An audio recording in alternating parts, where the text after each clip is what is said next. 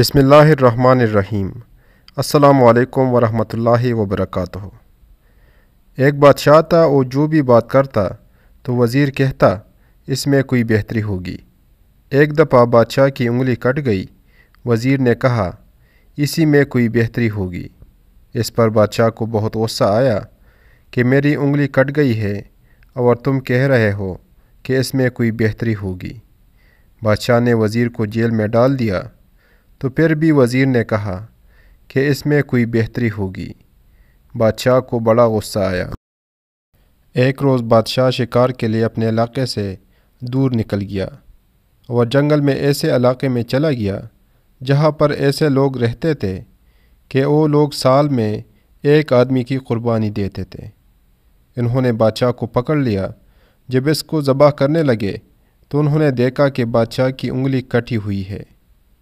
انہوں نے بادشاہ کو چھوڑ دیا کہ ہم ایسے شخص کو قربان نہیں کرتے جو عیبدار ہو۔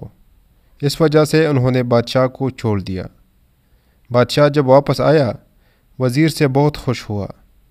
اس کو بلایا اور کہا کہ واقعی اللہ کے ہر کام میں ہماری کوئی بہتری ہوتی ہے۔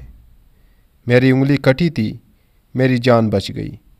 جب میں نے تمہیں جیل میں ڈالا تو اس وقت بھی تم نے یہی کہا تھا۔ تمہارے جیل جانے میں کیا بہتری تھی؟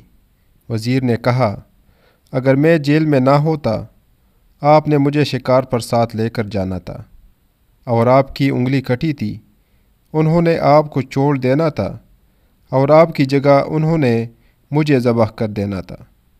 بادشاہ نے کہا اب سمجھ آئی کہ اللہ کے ہر کام میں بہتری ہوتی ہے۔